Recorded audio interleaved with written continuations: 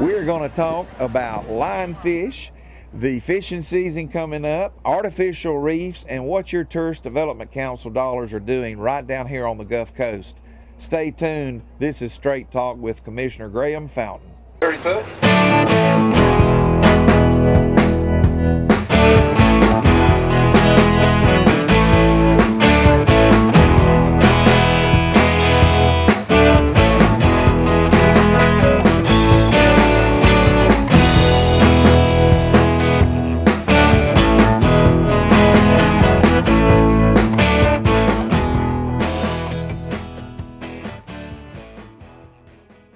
Good afternoon, everybody. This is Commissioner Graham Fountain, and we've got Paul Wagner, the captain on Destin Princess, yes, sir, to my left. And of course, we have our Marine Services Coordinator, Alex Fogg. Alex, I'm going to start with you. Tell us about what's going on in the world of planting artificial reefs, because I understand that you've been doing that, preparing for over the last few months to get ready to go, and today was day one. It happens real fast, right?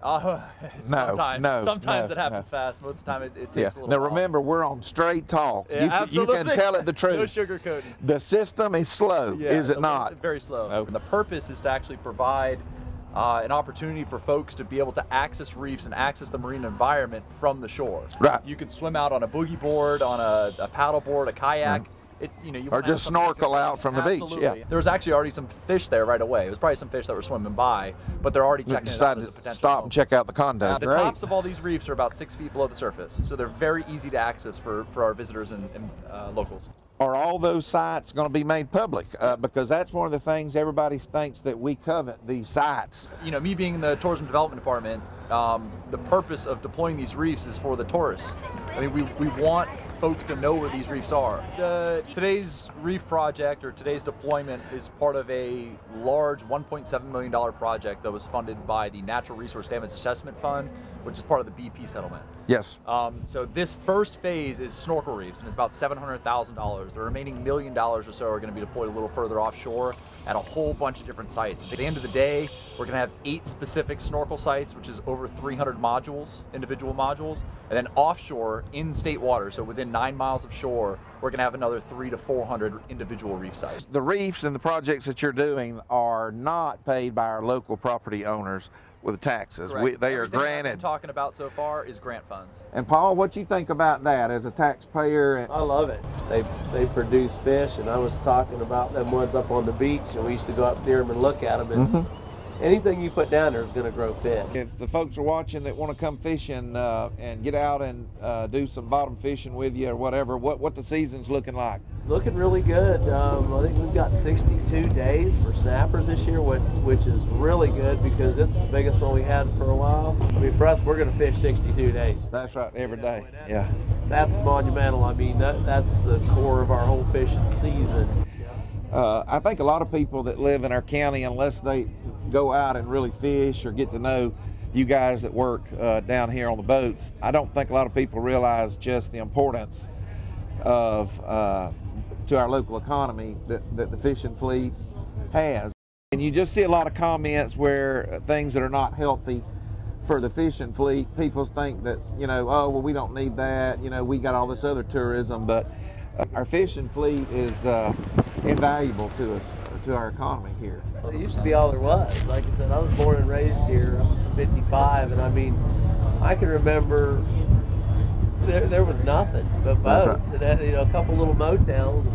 We used to deer hunt and hog hunt right across the street. That's right. Well, Alex, what else do we want to talk about as far as your area and what's going on? Well, one of the things that's real near and dear to my heart are lionfish. So that's a lot of folks that really don't know much about lionfish. Lionfish are an invasive species. They aren't supposed to be here. They made it into the Gulf in 2010, 2011. Since then, our area has really become inundated with lionfish. We're actually hosting the Lionfish Removal and Awareness Day Festival and Tournament, which is the Emerald Coast Open, in the middle of May. May 17th, 18th, and 19th, right here in Destin. We have well over 100 participants already registered. We have visitors. We have a restaurant week that's going to be associated with it. You can get online, go to emeraldcoastopen.com and find out all the information about that. Lionfish cause people like Paul and everybody else that likes to catch the other fish a lot of problems here, don't they? Yeah, they sure do. So lionfish, I mean, they compete with a lot lot of the native species. They also prey directly on a lot of these species, and they just aren't good for the health of the ecosystem. So events like what we're going to be having in May, not only will they remove a ton of lionfish from our local waters, but will also raise a lot of awareness and encourage folks to ask for lionfish in the restaurants and let them know about what sort of issues they're causing. And if we can create a demand for these fish, commercial guys will go out there and get them. I'll tell you a secret. I will eat all the lionfish that you want to catch and bring to me. Good. You know I will. Yeah, I know. Well, guys, we kind of need to bring this in for Landon and Paul. Thank you again for sitting out with us and hosting us on the boat. And the TDD and TDC group are doing a lot of good things just like this. And to reiterate, the tourist development dollars, the tourists pay for that, and our local taxpayers aren't having to pay for it. Isn't that right? Yep, exactly. So all of the activities that I'm really doing are all paid by tourist bed tax dollars. And, Alex, appreciate you being here too, Paul. And we're going to wrap up our first edition of Straight Talk, and I hope we've shot you straight and y'all enjoy the video. Sweet. Thank you. Thanks for having us, Graham.